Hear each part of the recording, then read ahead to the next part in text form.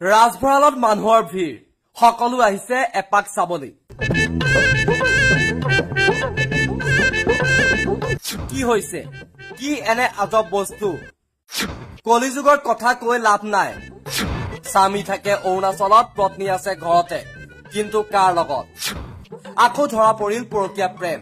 ৰাইজে হাতেলোতে ধৰি গছত বান্ধি থলে প্ৰেমিক প্ৰেমিকা ৰব কথাটো চাগে বুজা নাই আপোনালোকে চিন্তা নকৰিব আমি কৈ আছো বুজাই আচলতে কাহিনীটো এনেকুৱা তেজপুৰ বৰঘাট আৰক্ষী চকীৰ অন্তৰ্গত ৰাজভঁৰাল গাঁৱৰ বাইদেউ বিয়া হোৱা 10 বছৰ লৰা ছোৱালী 3 গৰাকী স্বামী থাকে বিদেশত বাইদেউ আছে আকৌ এক্সট্ৰা মেৰিটেল এফেয়াৰ প্ৰেমিকৰ নাম মেৰাজুল ইছলাম বয়স 24 হেনো বুজখোৱা চাপৰিৰ পৰা প্ৰেমে টানি আনিলে ৰাজভঁৰাললৈ ৰব কথা এষাৰ কবলৈ পাহৰিলো মেৰাজুলৰো আছে হেনো পত্নী আৰু কণমানি ছোৱালীৰ সৈতে এখন সুখৰ সংসাৰ কিন্তু প্ৰেমৰ কথা অলপ বেলেগ প্ৰেমত পৰি মানুহে চন্দ্ৰ নক্ষত্ৰ কিমান যে কি দেখে এইজন অলপ ব্যতিক্ৰম ৰিটাৰ্ণ গিফ্ট পালে আকৌ ৰাইজৰ পৰা কিল পালেগৈ গছৰ তল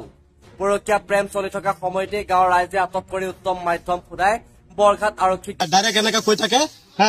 যে আমাৰ ঘৰত কোনোবা এটা সোমালে তাৰ ওপৰত আমি ৰেপ কে দি দিম এতিয়া ৰেপ কে দি দিম ই তেওঁ যেতিয়া আমি এইটো মানুহটো ধৰিছো তেওঁ এই ভিডিঅ' কল কৰিছে তাৰ ভায়েকৰ ওচৰত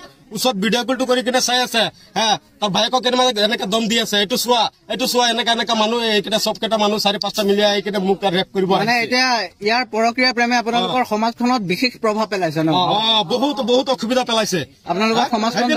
সেইদিনা আমাকো কৈছে যে মোৰ দেউতাকে বোলে আমাৰ 3টা ভায়েক বোলে তাৰ ঘৰত উঠাই দিছে ৰেপ কৰিবৰ কাৰণে কাজিয়া কৰি এনেকা অসুবিধা কৰি থাকে মানুহটো গম পাইছো যে ইয়াতে পৰকীয়া প্ৰেম চলি আছে তাৰপিছত আমি ল'ৰাকেইটা 10-15টা ল'ৰা লৈ কেনে ঘৰত সোমাই গলো সোমাই কেনে চাইছো যে ল'ৰা এটা পলাই আছে তাৰপিছত আমি ল'ৰা ধৰি আৰু মাইকীটোক ধৰি এইটো ইয়াত আনি বান্ধি থৈছো